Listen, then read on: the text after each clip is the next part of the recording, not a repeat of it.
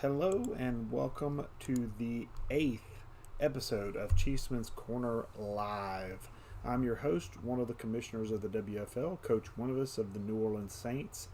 My apologies for going on a day later than normal, but we had some weather roll through and it was the main culprit holding me offline last night. Hopefully we can get back to our Wednesday scheduled time next week. The game plan tonight is to talk a few WFL Week 4 games and some rules changes that have occurred to start the third WFL restart season. Before we hit the WFL talk, though, we do a quick bit of housekeeping notes. Hopefully we have some listeners tuning in live. If so, welcome aboard and thank you for listening. You can comment in YouTube, and I will have it pulled up on the broadcast to see and respond to on the show. If you're watching the recording of this, thank you for watching. We appreciate any and all support. The first thing tonight to talk about is once again the WFL's incentive plan. This plan allows you to get some perks that aren't available for every member simply by doing some extracurricular activities that involve WFL. Anything from Twitter to articles on the Neon Sports site to commenting or participating in the show. Anything that makes WFL a more immersive experience and increases its presence in the Madden community earns you some sort of credit. Link to the incentive plan is available using the Couchbot command incentive plan, all one word, in Discord. That's incentive plan, all one word, in Discord. The second thing to talk about is our new forum, Ask the Chief. It's now been around for a couple of weeks, but you can use this forum during the week between episodes to submit any questions you have for me, and I'll answer them during the show, giving you credit for the question. It's an easy way to build up incentive points and provide extra content for the podcast. You can use the Couchbot command, Ask the Chief, that's all one word, Ask the Chief, to pull up the forum in Discord. Let's jump into Week 4 talk, and then we'll move on to the rules changes and tweaks we've done this season early to benefit everybody. And I'm going to go ahead and pull it up on the screen now. We're going to start with the Kansas City Chiefs going to 3-1 on the season with a 38-16 victory over the Philadelphia Eagles. For the Eagles, it looks like it was a rough time of it.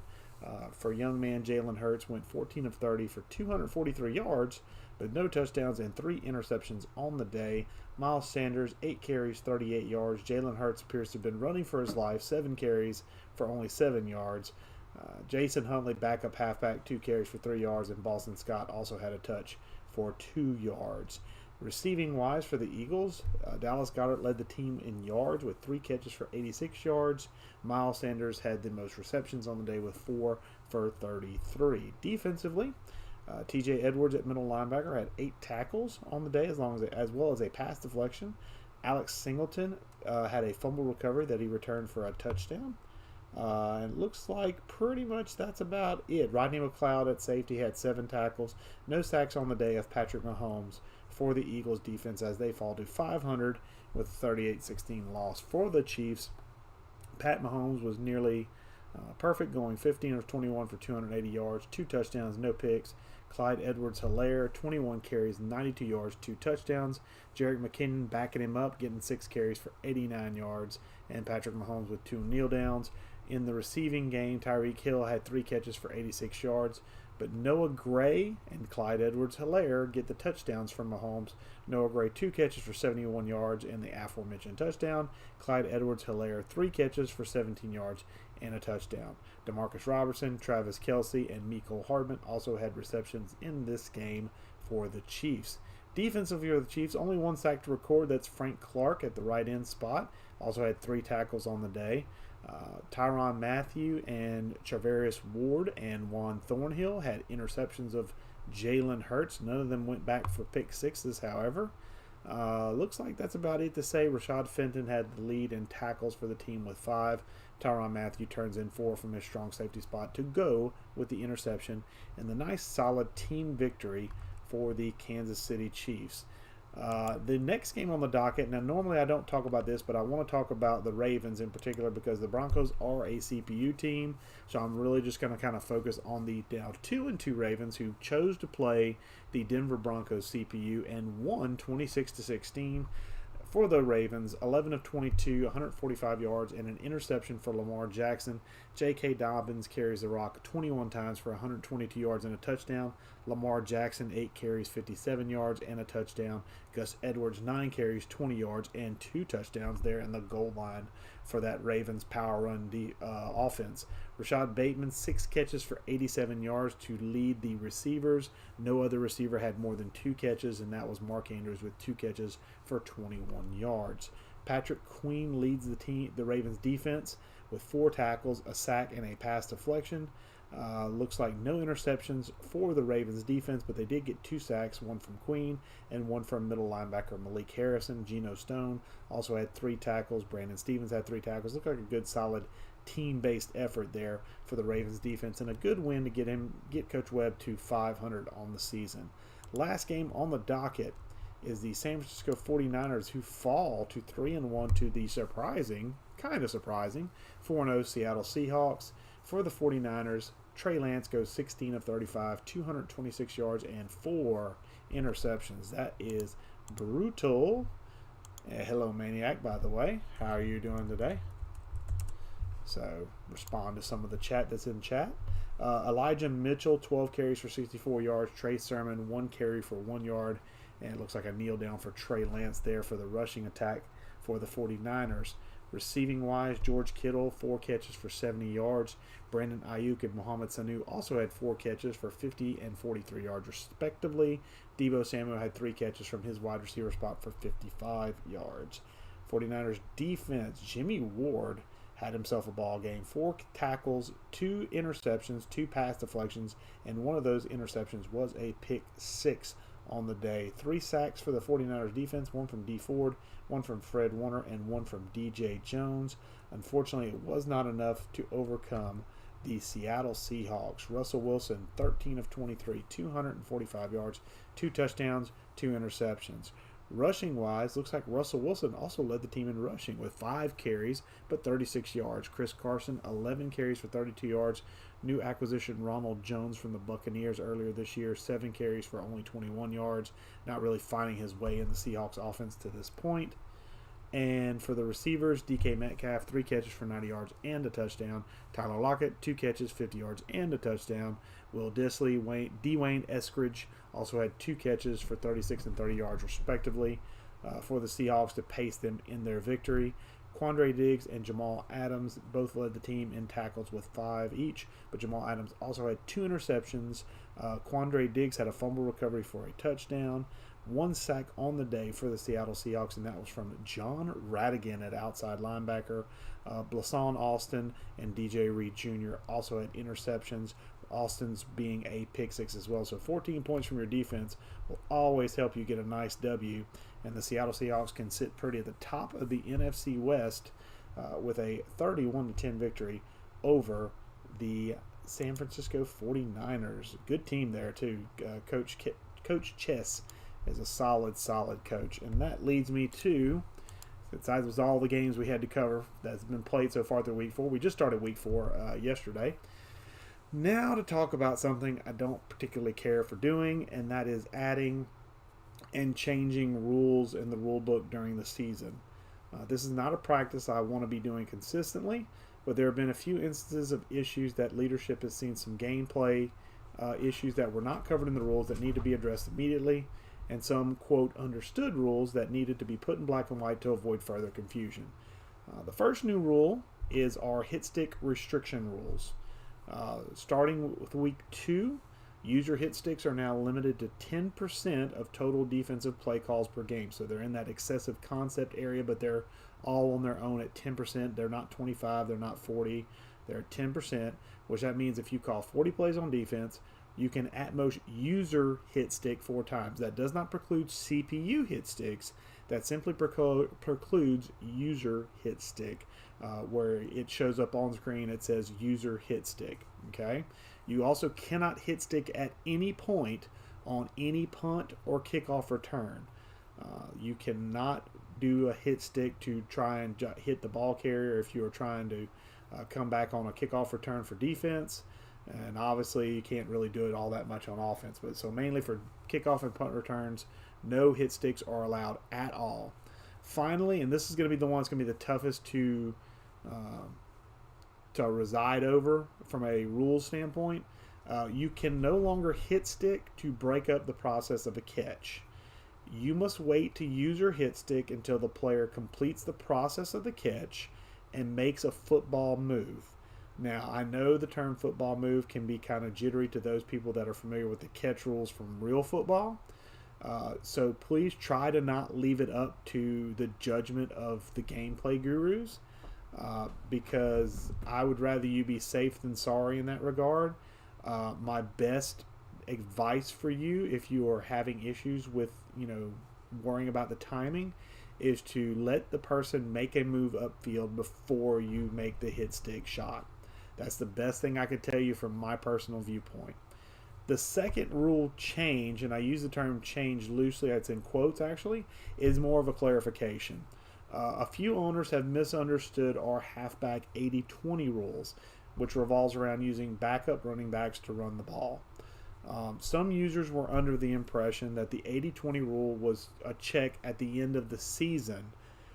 The WFL has always, since we first started in Madden 16 and even going back even further than that with the very, very first iteration in Madden 10, we have always done the 80-20 check for every single game. It was not stated specifically in the rules, however. It is now. Everything we judge on a per game basis is now specifically stated in the rules as per game. You'll see it in big red letters, or you'll see it in all caps letters by the particular things that we judge on a per game basis. I'm not personally happy adding more words to a rule book that's already real wordy, but I also do not want people to think that they can exploit loopholes in the league because, quote, it isn't in the rules. Ignorance is no defense, folks. That's always been in the rules. If you are not sure, you can always ask, and I would appreciate you asking if you're unsure. Okay, so that does it for that part of it. I'll see if we've got anybody online, if anybody wants to ask any questions live that I can answer. I'll go ahead and respond here to the chat. Any questions for me, good souls? And if not, I will go ahead and go through the outro. We'll make it a short episode maybe tonight. Depends on the response from folks that are online right now. So we'll just kind of sit and chill for a little bit. I will say, just to kind of riff a little bit, it has been quite nice. The scheduling has been quite good so far early in the season. I appreciate everyone still sticking it out in April. Everybody's been posting in out-of-town threads that they're going to be out of town for various activities, especially during this Easter holiday weekend. If you celebrate Easter, obviously I hope you have an excellent Good Friday, which is tomorrow, and obviously Easter Sunday, this coming up Sunday. Hopefully, if you do celebrate that holiday, please enjoy it with your family and enjoy those days and time off if you have it. Always good to have time off. I'm going to enjoy my Friday and my Monday off because my school is off tomorrow and off Monday for the Easter holiday. So I get a 4-day weekend. That's a blessed thing for me. I'm used to working every day. So it's been quite nice to have that. So how many seasons does the WFL plan on having this Madden? That's a good question. The game plan at this point is going to be, we want to try and get 2 seasons in. We want to get this current season in, and we want to get one more. Hopefully we will.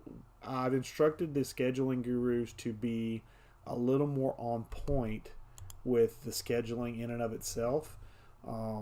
Basically at 36 hours, if we don't see guys posting, basically start the process of doing simulation games, just simming the games out, or offering force wins if one guy is communicating. And that leads me into my second question. The reason that we're going to try and do 2 seasons is because that second season we're going to try and implement a custom draft class that we have designed using our own draft randomizer. It's actually a sheet that I built when I was in my other league I was in this past Madden, the OMFL.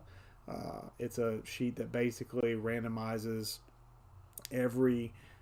just about every attribute that's important for a particular position, and even has some wonky attributes in to allow for changing of players based on our position change guidelines. So you might be able to draft a tight end that might be a better quarterback, for example, or might be a better defensive lineman, for example, just as a just kind of as a example. And the reason for that is that second season, if we can use that custom draft class, anybody you would draft in that very last draft we do, whether it's this one, so if we do end at this season, which I don't want to, but if we have issues like we've been having, but we get to the draft point, what we'll do is we can use this draft class we have currently as our final draft class, and those will be the players that will be eligible to pull over for the new Madden. If we get through to year 2, the custom players that we create, I'll be able to have a spreadsheet of all those players, and so basically I'll be able to mark who's on what team, and essentially those will be the players you'll have eligible, to pull over, because the way we do our carryover is the last draft we have, we allow those players to be carried over into the new Madden. The reason we do it that way is so that way there's no experience on them. Nobody's gained any experience on it. Nobody's been able to adjust any of the ratings or anything like that. And essentially you'll be able to bring an extra player in, and that would include your real team's draft class. So, for example, I know that's the Panthers that's been asking me the first couple of questions. If you see that the Panthers don't draft a quarterback or draft a quarterback you don't like in the draft upcoming in April, you can kind of change history a little bit, draft a quarterback that you like, and you could carry them over in addition to anybody that was a draft pick in the real draft class that's coming up in April. And that kind of leads me to answer Maniac's question. We will have import players for Madden 23, like I just said. It'll be the last draft we do, whether it's this season that's upcoming, if it's the final draft, or what I'm hoping for personally is going to a second year so we can get another off season in our belt, get everybody used to the off season process. That's leadership and owners that we have in Wing, and get everybody on board to keep going for that last bit. I'm hoping with the scheduling kind of speed up that we're kind of implementing to more strictly lock it down as far as making sure we're advancing as quick as possible. I'm hoping we can get 2 seasons in before mid-June. I kind of want to. The thought process is by mid-July we want to be done with Madden 22 and setting fire to it. So that's kind of the game plan we're going with. Import players can be important. The thing about import players is that it allows you to kind of, quote, fix your draft. So if you're a fan of a team that, just bombs the draft, like the position of need that you felt like they needed to get, they just didn't get, you can kind of correct it in Madden by focusing on that one particular position and just going and draft that position. If you land somebody that's, an X factor or, superstar or even star development, you can bring them over and then they'll be there to basically provide some competition for the draft picks that are already there. Or maybe if you want to really just go for a real position of strength and maybe just bolster it even further, or if you want to have some potential trade fodder, maybe you picked a good Madden quarterback and your team drafted a quarterback like, say, Desmond Ridder or Matt Corral or somebody, and they don't rate as good as the quarterback you drafted in Madden after that first year, because we don't allow you to trade rookies, and these guys will still be considered rookies. Once that rookie phase tags off, you can then trade them to another team for some draft capital. So the tiers for off season, we're supposed to write down at the end of the season. The way we're going to guide that through, and that's Panthers asking that question. Ruffles, the tiers for off season if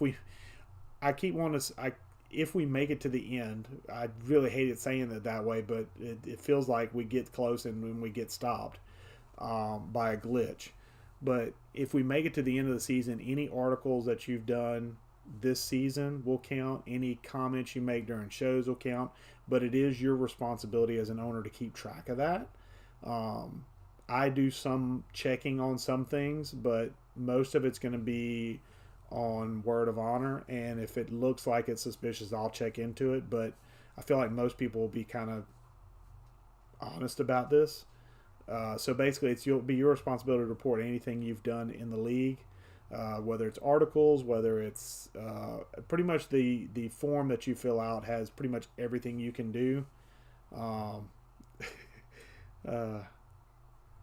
I'll answer that in a second. But basically, you'll be required to get all those, to track all those to keep your status as tier 2, tier 1, whatever you may be right now. So I actually have to do some work on that, even though the podcast does count for me for some content. I still have to do some article stuff to kind of maintain my tier 1 too. So if we have a breakout game on a player, are we required to play the game even if the other coach is out of town?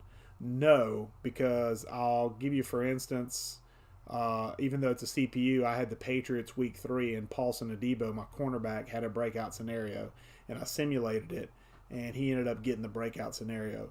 If it's something where you have a breakout scenario and you either can't work out of time or the coach is out of town, sorry, a lot of questions. So that's okay. It makes the content, it makes the time go by faster, and it makes for a more interesting podcast, hopefully.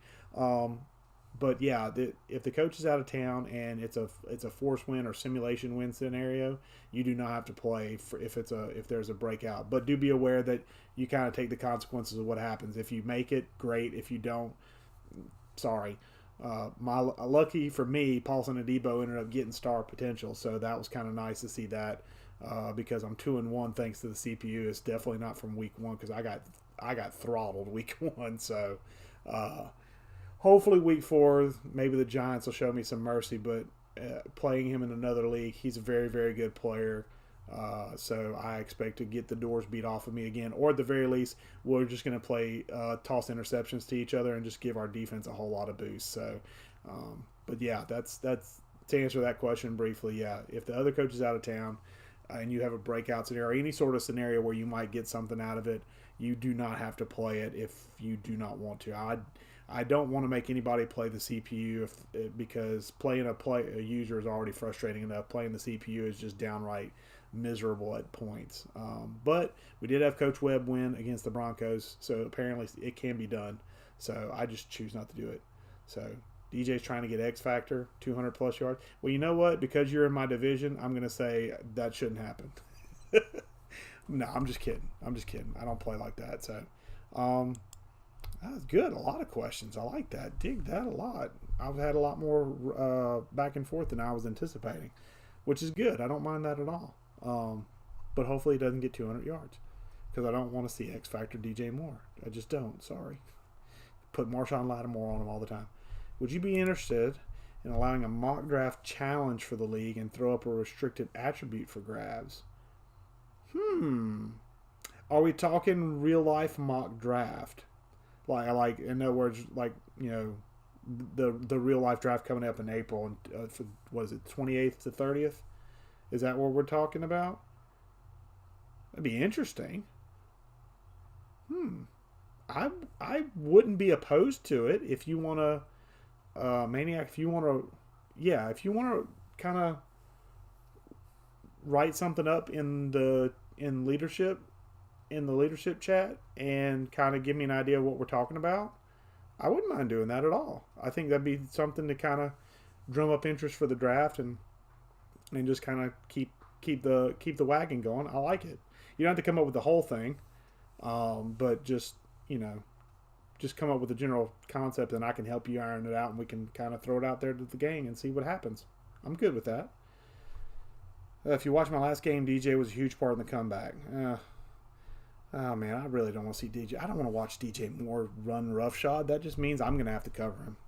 So, but yeah, that's actually, I do like that mock draft, you know, for, and give some kind of reward for it. I'd be down for that. I would definitely be down for that. Especially if there's an easy way to track the stuff and all that good stuff. I like that. That's a good idea. That's a very good idea. So, I'm open to that.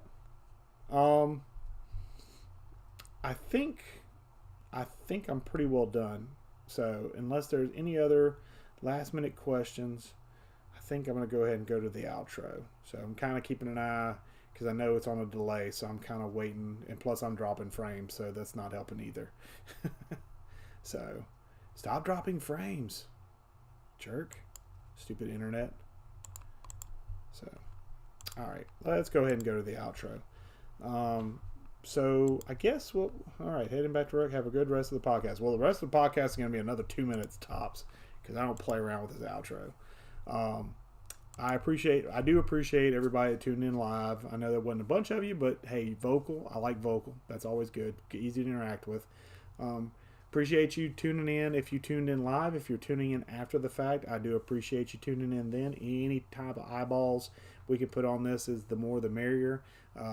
Also, if you're not subscribed to the WFL YouTube channel, appreciate a subscribe. Appreciate you liking the video. Let us know we're doing decent content here. Also, always open to feedback on improving these podcasts, improving content in general, because this is all about you guys. So it's, if you don't like it, we need to find out what we can do that you do like. So if it's, getting rid of my ugly mug, I'm okay with that too. If we find somebody better, I'm okay with that. But I do appreciate you tuning in both live and watching after the fact. Hopefully next week we'll have some more games played. We'll have some. We should be about week 6 or week 7 by that point, and we'll have some content there. Maybe we'll have some players of the podcast. I kind of missed doing those the last couple of podcasts, but we'll see about that. And I guess until next Wednesday, guys, the corner's closed.